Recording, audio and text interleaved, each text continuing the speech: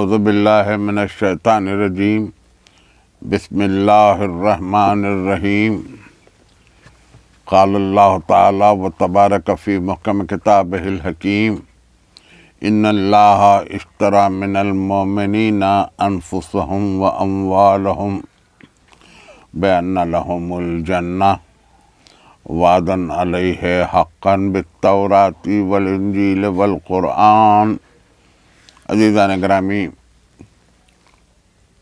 16ویں اور 17ویں ان دونوں تاریخوں میں سورہ توبہ کی اس آیت پر گفتگو ہوتی رہی، اور اس آیت میں بھی ایک لفظ مرکز و محور گفتگو رہا۔ آیت کا ترجمہ آپ کے ذہن میں موجود ہے کہ اللہ صاحبان ایمان سے خرید لیتا ہے ان کے اموال کو، یعنی مال کی جمع ہے اموال، اموالہم ان کے اموال، وہ انفسہم اور ان کے نفسوں کو، اور بأن لہم الجنہ اور ان کو اس کے عوض جنت دے دیتا ہے۔ وعدن علیہ حقا بالتوراۃ والانجیل والقرآن، اللہ کا یہ وعدہ سچا ہے تورات میں بھی، انجیل میں بھی اور قرآن میں بھی۔ گزشتہ کل کی تقریر میں ہم اقسام نفس پر گفتگو کر رہے تھے، وہ آپ کے ذہن میں محفوظ ہوگی۔ میں آگے لیے چلتا ہوں تقریر کو کہ جو کچھ بھی ہے، جب انسان یہ کہتا ہے میں یہ چاہتا ہوں، میں یہ پڑھتا ہوں، میں یہ کھاتا ہوں، میں یہاں رہتا ہوں، یہ میری خواہش ہے، تو یہ دراصل میں اس کا بدن نہیں ہے، یہ اس کا نفس ہے۔ میں نفس کے اظہار کا ایک طریقہ ہے، میں ایک صورت انا ہے، انا نفس کی خامت ہے، لیکن انا اگر حد سے بڑھ جائے تو پھر وہ نفس لوامہ بھی ہے، نفس امارہ بھی ہے، اور یہی نفس ہے جو مختلف حالتوں میں آپ کو دکھائی دیتا ہے۔ تقریر کے آغاز ہی میں یہ عرض کرنا چاہتا ہوں، سر سے پاؤں تک، بال سے ناخن تک، یہ نفس ہی نفس ہے انسان میں۔ بدن بظاہر ایک اظہار ہے، لیکن حقیقت نفس ہے، لیکن اس کے باوجود نفس نظر نہیں آتا۔ نفس ہمارا ہی ہے، ہم ہی نفس ہیں، ہمارا اپنا نفس ہے، لیکن ہم ہی کو نظر نہیں آتا۔ ذات واجب پروردگار عالم جب نفس کو اٹھا لیتا ہے تو دونوں کیفیتوں میں اٹھاتا ہے، نیند میں بھی اور موت میں بھی۔ جب انسان مر جاتا ہے تب بھی نفس اٹھا لیا جاتا ہے، جب انسان سو جاتا ہے تب بھی نفس اٹھا لیا جاتا ہے۔ نفس اگر غافل ہو جائے تو بدن کی کوئی تکلیف کا احساس نہیں ہوتا، نفس موجود ہو تو بدن میں سوئی کی چبھن کا بھی احساس ہوتا ہے۔ نفس نیند میں بھی اٹھا لیا جاتا ہے، نفس موت میں بھی اٹھا لیا جاتا ہے۔ جس کو جینا ہے، پھر دوبارہ زندہ رہنا ہے، اس کو نفس نیند میں واپس کر دیا جاتا ہے۔ جس کو پھر ابدی نیند سے اٹھنا نہیں ہے، اس کے نفس کو واپس نہیں کیا جاتا۔ یہ گفتگو کل بھی تھی، اس کا کچھ حصہ آج بھی رہ گیا، لیکن میں ایک جملہ عرض کرتا چلوں جو آپ کی دلچسپی کا باعث ہوگا۔ یہ نفس بھی عجیب چیز ہے، ایک عجیب وجود ہے یہ نفس بھی۔ انتہائی غربت میں پہچانا نہیں جاتا، انتہائی امارت میں پہچانا نہیں جاتا، عالم اقتدار میں پہچانا نہیں جاتا، عالم نشے تکبر میں پہچانا نہیں جاتا، غرور کی کیفیت میں پہچانا نہیں جاتا۔ یہ نفس صرف ایک مرتبہ پہچانا جاتا ہے جب نفس اعتدال پر ہو، نفس ہر حال میں سکون میں ہو، نفس ہر مصیبت میں صابر ہو جائے، ہر مرحلے پر نفس ثابت قدم رہے، راہ حق میں چلتے ہوئے نفس کے قدم نہ ڈگمگائیں، تو یہ نفس پہچانا جاتا ہے، یہ نفس ناطق قدسی انسانیہ کہا جاتا ہے۔ نفس بہک جائے، قدم ڈگمگانے لگیں تو اس نفس کو بھی نفس ہی کہیں گے، لیکن اس کے باوجود یہ نفس وہ نفس نہیں ہے جو نفس مطمئنہ تک لے جاتا ہے انسان کو۔ سورہ فجر کی ایک آیت کی تلاوت کروں اور آگے بڑھ جاؤں کہ یا ایتھا النفس المطمئنہ ارجعی الی ربک، اے نفس مطمئنہ اور رجوع ہو جا اپنے رب کی طرف، یا ایتھا النفس المطمئنہ ارجعی الی ربک راضیۃ مرضیہ، تیرا رب تجھ سے راضی ہے، فادخلی فی عبادی، اس کے بندوں میں داخل ہو جا، شامل ہو جا، وہ ادخلی جنتی، اور اس کی جنت بنائی ہوئی جنت میں داخل ہو جا۔ سورہ فجر کی آیت ہے یہ۔ نفس ترقی کرتے کرتے نفس کلیہ الہیہ کے بعد ایک منزل ایسی آتی ہے کہ یہ نفس مطمئنہ ہو جاتا ہے۔ یہی نفس کلیہ الہیہ ذات گرامی سرکار رسالت مآب محمد مصطفیٰ صلی اللہ علیہ وآلہ وسلم ہے۔ اور پھر ایک جملہ اور اس کے بعد میں تقریر کو ایک پہلو دے کر لے جاؤں آج۔ قیامت میں کوئی سوال و جواب بدن سے نہیں ہوگا،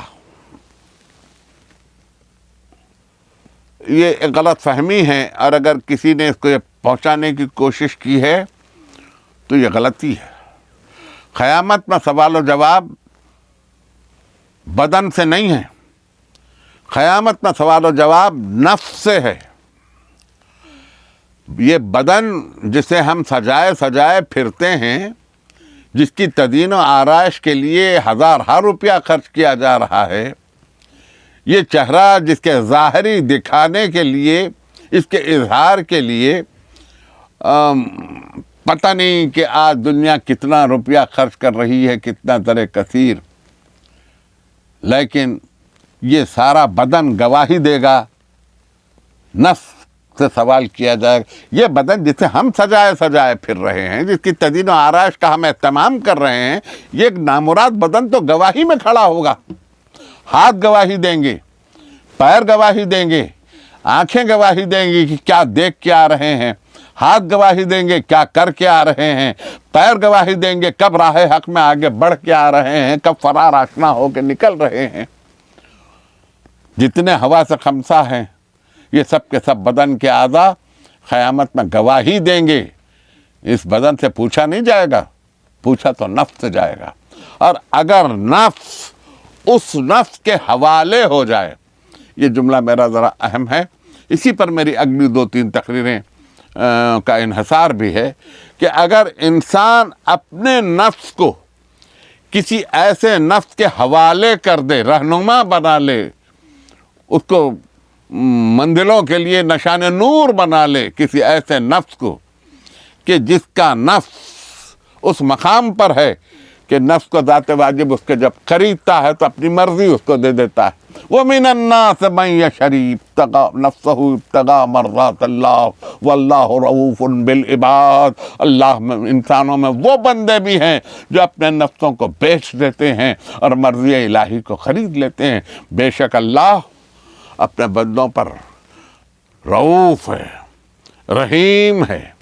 تو اس نفس کے حوالے اگر انسان اپنا نفس کر کے اس کو مینارۂ نور قرار دے کر، اس کو اپنی منزل قرار دے کر، اس کو اپنا رہنما قرار دے کر راہ حق میں قدم احتیاط کے ساتھ آگے بڑھاتا ہوا چلے، تو اس نفس کو اس کے حوالے کر دینے کے بعد اس نفس کو فنا نہیں ہے، کیونکہ وہ نفس کلیہ الہیہ بقا در فنا کی منزل میں ہے، اس لیے یہ نفس بھی تحلیل ہو کر بقا در فنا کی منزل میں آ جاتا ہے۔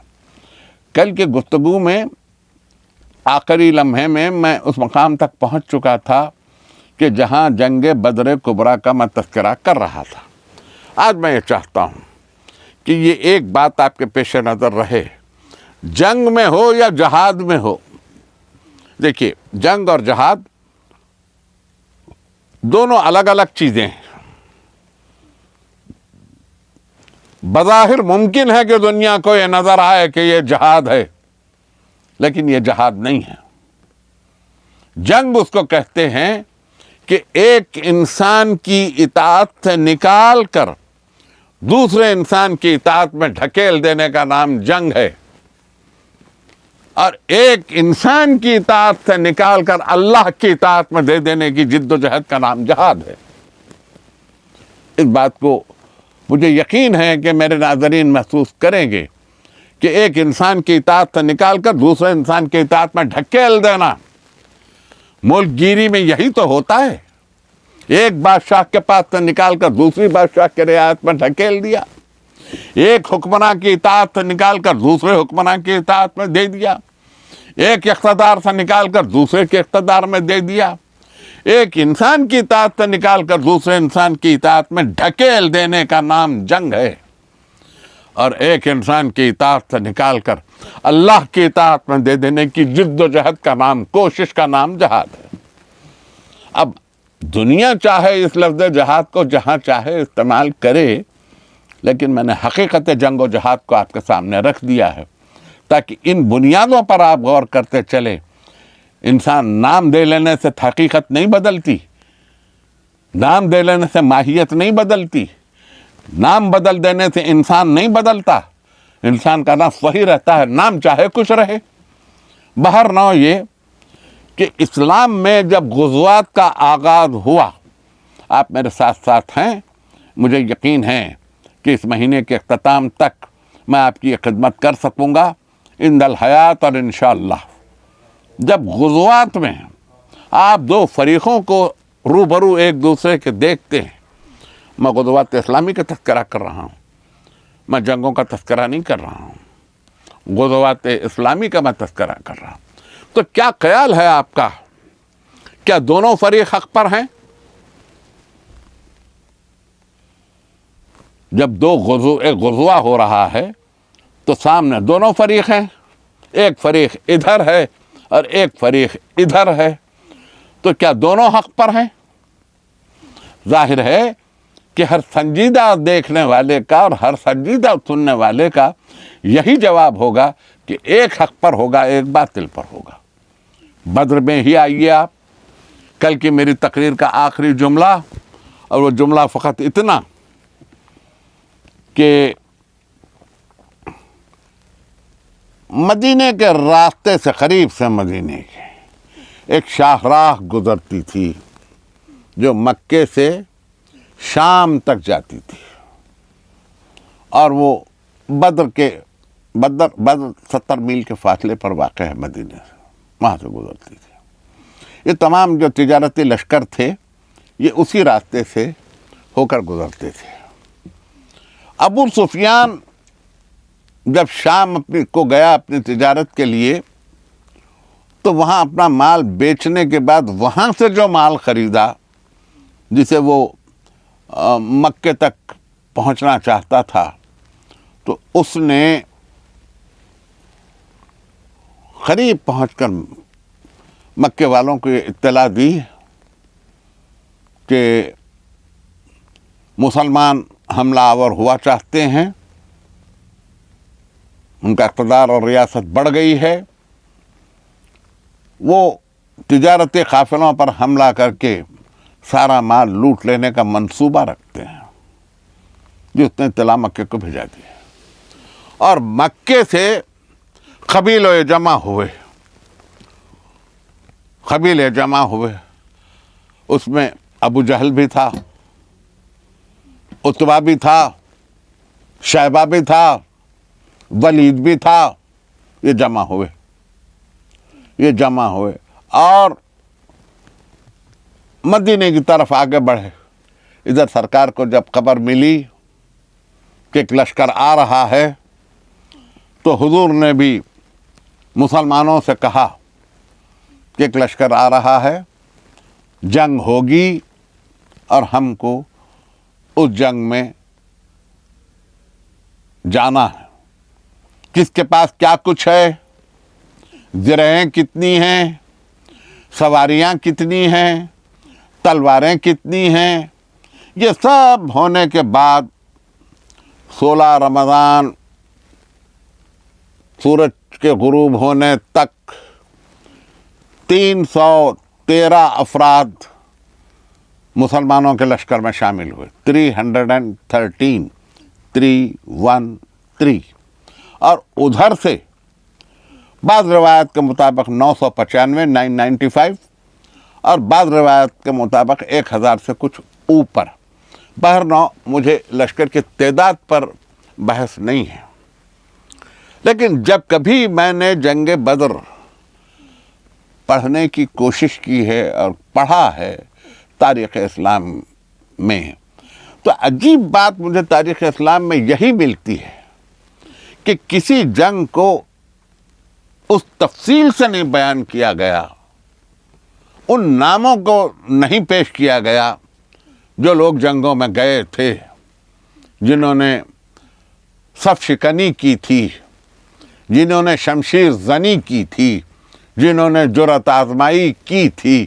نہیں معلوم تاریخ اسلام لکھنے والوں کی کیا مصلحت ہے اس میں کہ وہ جہاں بھی لکھتے ہیں یہ لکھتے ہیں کہ سرکار رسالت نے دعا کی، دعا قبول ہو گئی، تم کمزور تھے وہ طاقتور تھے، اللہ نے تمہاری نصرت کی اور تمہاری شکست فتح میں بدل گئی. یہ تو قرآن ہے، یہ تو قرآن ہے. یقیناً پیغمبر ختم مرتبت نے دعا کی، ظاہر ہے کہ یہ ان کی دعا ہے، ذات گرامی احمد مرسل کی دعا ہے، رحمت للعالمین کی دعا ہے، بارگاہ خداوندی میں مقرب خاص کی دعا ہے، صاحب لولاک کی دعا ہے، صاحب معراج کی دعا ہے. یقیناً قبول ہوئی، لیکن قبولیت دعا کا اثر کس طرح سے ظاہر ہوا یہ تاریخ نے کبھی نہیں لکھا. پتہ نہیں تاریخ کیوں ان لمحات سے گریز پا ہے، کیوں لمحات سے پہ وہ نظر نہیں کرنا چاہتی کہ کیا مصلحتیں ہیں، کیا ہیں. اس پر تو میں تقریر نہیں کر رہا ہوں، اس لیے میں تقریر نہیں کر رہا ہوں، کچھ میں کام کرتا جاؤں، کچھ آپ کے افکار کام کرتی جائیں تاکہ ہم کسی نتیجے پر خود بخود پہنچ جائیں گے. میرے بیان کرنے کی ضرورت نہیں ہے. لیکن جب یہ شام ہوئی، موسم بگڑ گیا، بدر میں موسم بگڑ گیا، تیز آندھیاں چلنے لگی، موسم یکلخت سرد ہو گیا اور تیز ہواؤں کے ساتھ ساتھ ایسا محسوس ہوتا تھا کہ ریت کے ٹیلے ہیں کہ ادھر سے ادھر ہو رہے ہیں. یہ رات کا تذکرہ کر رہا ہوں میں، صبح کو بدر کی جنگ ہے، یہ رات کا تذکرہ کر رہا ہوں. ایسے میں سرکار رسالت مآب نے کہا کہ مجھے پیاس لگی ہے کوئی جو میرے لیے پانی مہیا کرے. وہ طوفانی رات، وہ باد و باران، وہ ہواؤں کے جھکڑ اور وہ شب کی تاریکی، وہ محیط تاریکی. ایسے میں علی ابن ابی طالب اٹھ کھڑے ہوئے اور کہا میں پانی لانے کے لیے جاتا ہوں، میرے ساتھ کوئی ہے جو چلے. ایک آدمی کو منتخب کر لیا تاکہ وہ بدر کے کنویں تک رہبری کر سکے، بتلا سکے کہ بدر کا کنواں کس مقام پر ہے. چلے اور اس کے بعد پہنچے وہاں بدر کے کنویں تک. جب قریب پہنچے بدر کے کنویں کے تو اس نے کہا اللہ اکبر. تو علی نے پوچھا کیا ہوا؟ تو کہا ہم ڈول لانا بھول گئے، میں ڈول لانا بھول گیا. وہ عرب کے کنویں اتنے گہرے کھدے ہوئے کہ جب پانی میں ڈول ڈال دیا جائے تو جب رسی کھینچی جائے تو رسی لپیٹتے لپیٹتے آدمی کے خط کے برابر لپیٹا آ جائے اس کا. اتنے گہرے کنویں اور ڈول دستیاب نہیں. تو ایسے موقع پر ایک مرتبہ علی نے کہا کوئی بات نہیں، مشکیزیں تو ہیں؟ کہا ہاں مشکیزیں ہیں. تو کہا لاؤ مشکیزیں مجھے دے دو. یعنی وہ اتنے گہرے کنویں ہوتے تھے. وہ بدر کا کنواں تو خاص طور پر اتنا گہرا تھا کہ دن میں دیکھو تو تہ نہ نظر آئے. اور علی وہ مشکیزوں کو لے کر کنویں میں کود پڑے. پانی سے بھر لیا مشکوں کو، اور اس کے بعد جب مشکوں کو لے کے نکل رہے تھے تو کوئی پختہ کنواں تو تھا نہیں، بس کنواں کھود دیا گیا تھا. تنگ بھی تھا، رات تاریک بھی تھی، مشکیزوں کا وزن بھی تھا. جب برآمد ہوئے امیر المومنین علی ابن ابی طالب تو جگہ جگہ زخم لگ گئے تھے، دیواروں سے رگڑا لگتے لگتے زخم لگ گئے تھے. اوپر آئے، پانی لے کے چلے، اب پہنچے سرکار رسالت میں آپ کی خدمت میں. تاریخ کے بعد لمحے ایسے ہیں جو بے ساختہ انسان کی زندگی میں یاد آتے ہیں کہ جب پیاس لگے اور پانی کی ضرورت ہو اور اس طرح سے پانی لایا جائے تو بے ساختہ کئی لمحات یاد آتے ہیں، کئی لمحات یاد آتے ہیں. تاریخ میں ایسے کئی لمحات ہیں. ہم تقریر میں آگے بڑھتے چلیں گے تو ہم کو پتہ چل جائے گا کہ کن کن لمحات سے ہم کو گزرنا ہے، کہاں کہاں پانی اور کہاں کہاں پیاس کا رشتہ ہے، کہاں پیاس غالب آ گئی پانی پر اور کہاں پانی تکتا رہ گیا پیاس کو. ہم اگلی تقریروں میں شاید کبھی کسی مرحلے پہ ہم کو یہ یاد آ جائیں، مگر حقیقت یہ ہے کہ صاحب انصاف نگاہوں کو پیاس اور پانی کا رشتہ یاد رہنا چاہیے کہ جب کربلا میں آل محمد پر پانی بند کر دیا گیا تھا، چھوٹے چھوٹے بچے بلک رہے تھے. منزل اور ہے، میں اپنے موضوع سے ہٹ جاؤں گا، لیکن میں صرف اتنا عرض کروں، اتنا کہنا چاہوں میں کہ جب پانی لے کر آ گئے سب سیراب ہوئے. دوسری صبح لشکر نبردازاں ایک دوسرے کے روبرو ہے.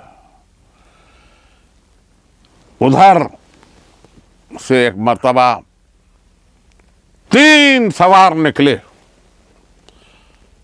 ولید، عتبہ اور شیبہ، اور ادھر سے علی، حمزہ اور عبیدہ ابن حارث ابن عبد المطلب. 3 لوگ ادھر سے نکلے، 3 لوگ ادھر سے نکلے. ولید گھوڑے پر سوار، سر سے پاؤں تک لوہے میں غرق، آہن پوش، جوانی کے نشے میں تلوار کو گھماتا ہوا، گردش دیتا ہوا، گھوڑے کو ایڑ لگا کر کبھی آگے لے جائے، کبھی آگے کی طرف بڑھ کے آئے، کبھی پیچھے کی طرف سے آگے آئے. اور اس وقت ایک مرتبہ علی آگے بڑھے، پہلا حملہ. علی آگے بڑھے، جیسے ہی اس نے تلوار اٹھائی، علی نے ایک ہاتھ نیچے سے اوپر جو کیا تو ہاتھ کٹ کے گرا. اور اس کے بعد جب گردش لی اس کے اطراف، اب جو تلوار دہنے سے بائیں چلی، ولید کا سر اڑ کے گرا. ادھر حمزہ عتبہ کے ساتھ جنگ کر رہے ہیں، اور دونوں، حضرت حمزہ کی شجاعت کا کہنا کیا ہے، کیا شجاعت ہے ان کی. دونوں گتھم گتھا ہو رہے ہیں، اور وہ چاہتا ہے کہ حضرت حمزہ پر حملہ کر کے ان کو زخمی کرے. اب برابر کی جنگ چل رہی ہے. ایک مرتبہ علی قریب پہنچے، دیکھا کہ وہ چاہتا یہ ہے کہ کسی طرح سے حضرت حمزہ کو زخمی کر کے ان کو ڈھال کرے. حضرت حمزہ قد میں ذرا بلند تھے، طویل القامت تھے، قد اونچا تھا. قریب پہنچ کے کہا چچا ذرا سر کو جھکا لینا. حضرت حمزہ نے بھتیجے کی جو آواز سنی ذرا سر کو جھکایا، ایک ہی وار میں عتبہ کا سر صاف ہوا. اور اس کے بعد شیبہ نے یہ کیا کہ عبیدہ ابن حارث ابن عبد المطلب کو اتنے زخم پیروں پر لگائے، پیروں پر اتنے زخم پیروں پر لگائے، یہ حملہ کرتے वो हमले को रोकता, लेकिन धोखे से पैर पर हमला कर कि वो जख्मी हो, कभी पैर पर, कभी पुष्ट पर, कभी पसलियों पर वार औछा होता। जर्रार वार कभी किया नहीं उसने, शैबा ने। तो अली जो करीब पहुंचे तो पुकार के कहा, चाचा आप जख्मी तो हो चुके हैं, जरा सा आप हटें। वो हटे, जैसे हटे अली ने एक बार में उसका काम तमाम किया। अब उसके बाद किसी से पूछा नहीं किसी से। तलवार लेके अब फौजों में जो धंस गए, बदतरीन तारीख निगार, बदतरीन तारीख नवीस ये लिखता है कि 70 अफराद को कत्ल किया अली ने। 70 मुस्तनद तरीन तारीखें मेरी निगाह में, आप भी मुलाहजा फरमाएं। 70 आदमियों को कत्ल किया। लेकिन जब तबसरा निगार तबसरा करते हैं तो ना हमजा का नाम लेते हैं, ना उबैदा इब्न हारिस इब्न अब्दुल मुत्तलिब का नाम लेते हैं, ना अली इब्न अबी तालिब का नाम लेते हैं। बस इतना ही लिखा जाता है तारीख में कि नबी बहुत परेशान थे, जंग के सिलसिले में नबी ने दुआ की, दुआ कबूल हुई और जंग फतह शिकस्त से फतह में बदल गई। एक ही जंग नहीं है, जंगों के तो सिलसिले हैं।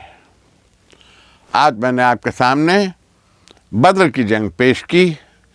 हिजरत आप सुन चुके हैं। हिजरत के बाद ये बद्र 2 हिजरी है।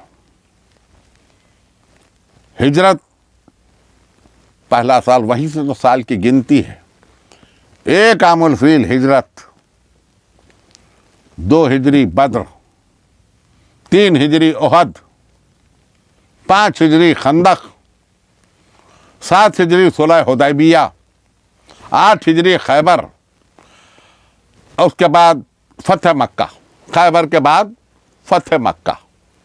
अब फतह मक्का के मौके पर सूरह बरात की आयतें अगली तकरीर में अर्ज करूं, लेकिन फतह मक्का के बाद जब अल्लाह का रसूल 12,000 तलवारों के साए में मक्के में दाखिल हुए सरकार रिसालत 12,000 तलवारों के साए में, तो अब तो कैफियत ये हो गई कि लोगों ने ये बढ़ के कहा हजरत अब्बास इब्न अब्दुल मुत्तलिब से। किसने कहा? अभी अर्ज करता हूं, लेकिन बढ़ के कहा, अब्बास तेरे भतीजे का मुल्क तो बहुत बड़ा हो गया। तो हजरत अब्बास इब्न अब्दुल मुत्तलिब ने गजब से एक मरतबा सर से पांव तक निगाह डाल के कहा, इसको तो मुल्क कह रहा है, ये नबूवत है। तो कहा, अच्छा ये नबूवत है? कहा हाँ। तो कहा चलो मैं कलमा पढ़ता हूं। ये कलमा पढ़ने वाले भी तारीख में मकाम पा गए और साबिकुल ईमान भी तारीख में मौजूद रहे। जिनका इस्लाम पर एहसान था वो तो रहे, लेकिन मुल्कियत की तारीख में तुलखा की तारीख सामने आ गई। मैं आज आपसे इजाज़त चाहता हूँ। आज की तकरीर इन मंजिलों से गुजरी है। अभी हमारे साथ बहुत कुछ है। फतह मक्का के बाद भी इस्लाम को जारी रहना है, जंगों को जारी रहना है। देखिए कब तक के हम साथ साथ चलते हैं, कहाँ तक पहुँचते हैं। मुझे इजाज़त दीजिए। कल तक के लिए शुक्रिया। खुदा हाफिज़।